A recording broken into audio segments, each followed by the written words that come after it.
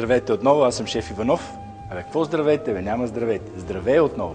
Аз съм шеф Иванов и отново сме заедно, защото, както ти бях обещал, няколко предавания ще си говорим и ще готвим с спанак.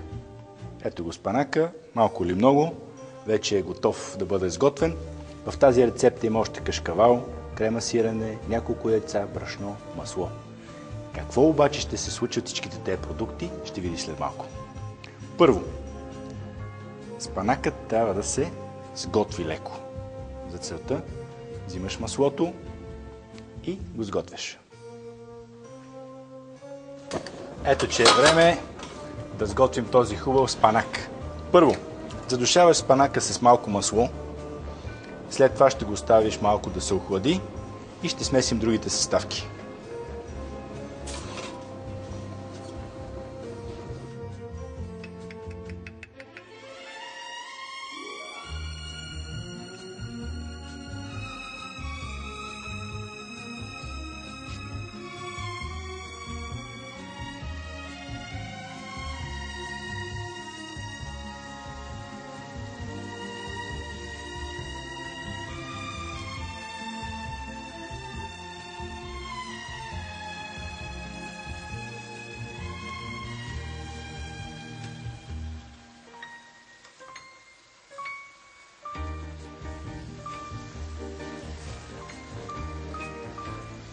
И сега виждаш как от многото спанак вече, след като съм го позадушил, той не е чак толкова много. Сега преставам да го задушавам и ще го оставя да се охлади малко. Ето го, спанака вече е готов. Само ще го оставя известно време тук да се охлади. През това време в една купа взимаш и слагаш другите съставки, а именно трите яйца, кремата сирене, кашкавала и брашното.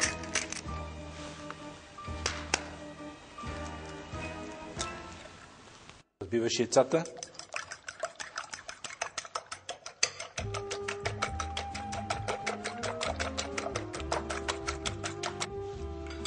И слагаш крема сирене.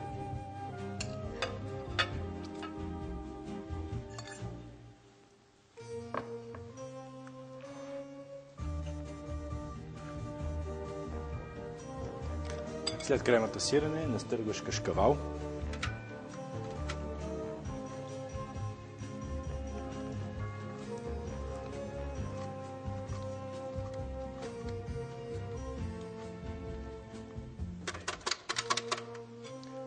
След кашкавала хубаво разбъркваш отново и слагаш останалото брашно.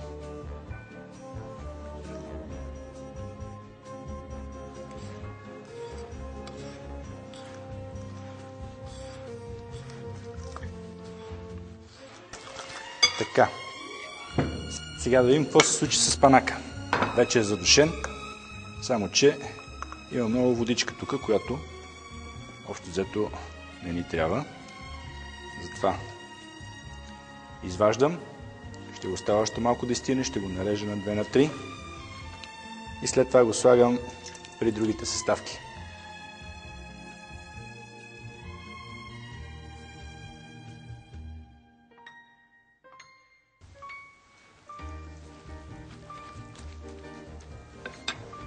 Чакаме.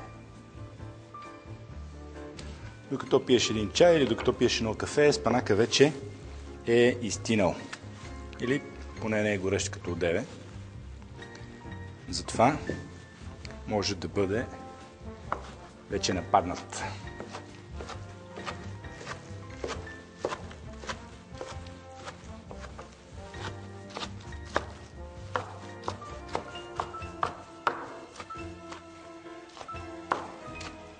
Спанака вече е готов да влезне при другите съставки.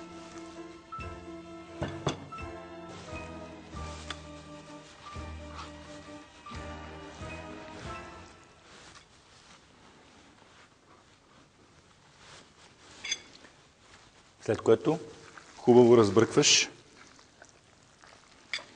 и слагаш във формичка за печене.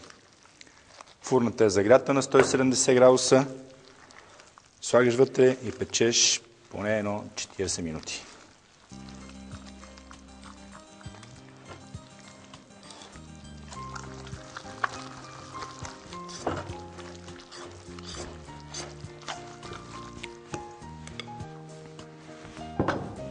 Тази формичка съм си харесал още преди 2 седмици в един магазин.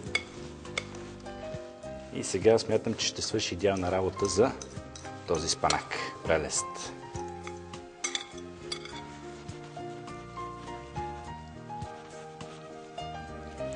Както вече казах, фурната е включена, така че той ще се озове много бързичко там. Айде във фурната!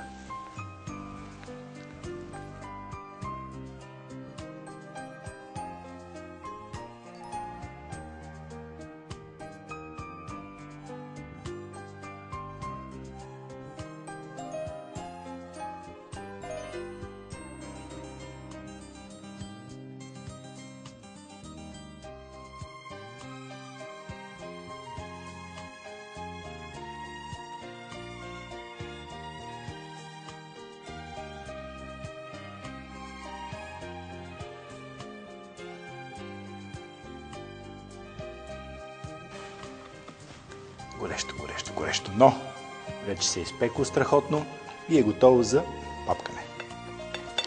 Взимаш едно ножче и го нарязваш като пай или като киш или като огретен.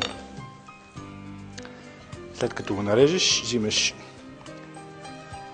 някакво подръчно средство и си изваждаш една порцийка или едно такова парченце за предястие. Ако искаш да основно ястие, ще сложиш 2 парченца, малко салатка по средата и ястието е готово. В всички случаи не му трябва много декорация, защото то си е достатъчно красиво. Но кажем, че ще сложим нещо за колорит.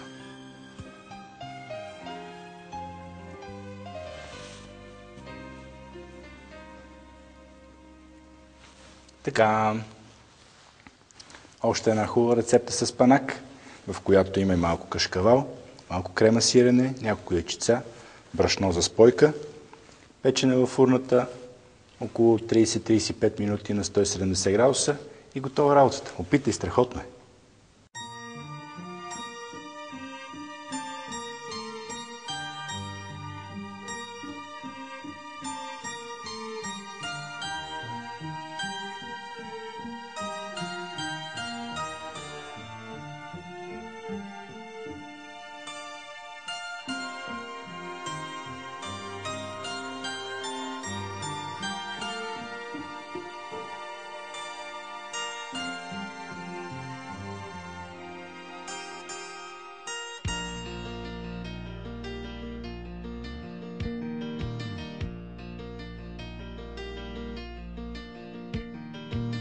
За печен спанак с сирена.